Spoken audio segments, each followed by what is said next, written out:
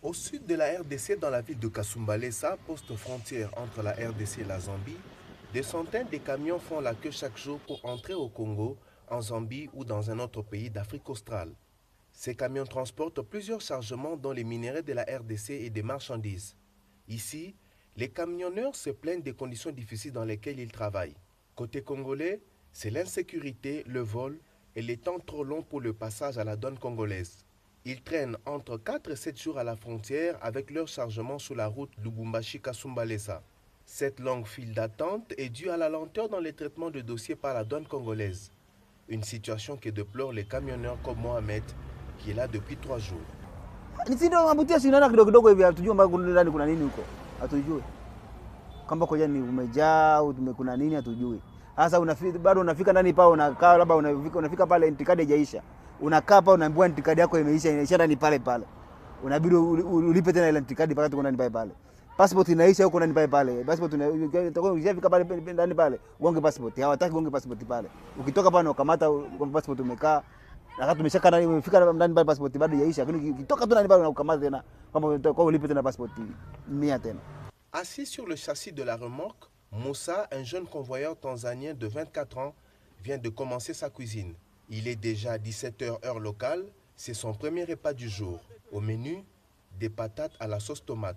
Lui et son chauffeur sont à leur 7e jour d'attente et ne savent pas toujours quand ils partiront de Kasumbalesa. Hii hapa tuna siku ya 7 leo. Na sijui kama tutaingia kule. Hii ya 7 tupo hapa. Sijui kama tutaingia kule, hatujui. Les conditions de vie des camionneurs bloqués ici sont extrêmement difficiles. Ils dorment à la belle étoile et font leurs petits besoins dans la brousse ou dans les caniveaux à côté par manque d'air de repos. La route Kasumbalesa est la porte d'entrée terrestre numéro 1 pour les marchandises et l'évacuation des minéraux de la RDC vers l'étranger. Les camionneurs se plaignent de l'insécurité et des tracasseries de tous bords. Mazingira kuishi ni mabaya kama ninavyokuambia kwamba pa usiku security hakuna na maana watu wanakuja kutuvamia. Swala la kuoga hapa hakuna, tunakaa tu mpaka tufike 200 ndio tupate kuoga. Hapo utapata mai wapi? Hapa toilet wapi? Mazingira bado mabovu. Toilet mpaka ukae kama kule kupoli uende kupoli.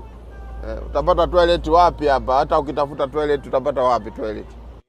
Pour résoudre la question des longues attentes et des manques d'infrastructures d'accueil des routiers, l'Office de gestion du fret multimodal envisage de construire un port sec à Kasumbalesa. Il s'agira du premier port sec du pays. D'une capacité d'accueil de plus de 1500 camions, ce port sera doté des aires de repos, d'un service de guichet unique afin de réduire le temps d'attente et mettre fin aux tracasseries, affirme-t-on à l'OGFREM.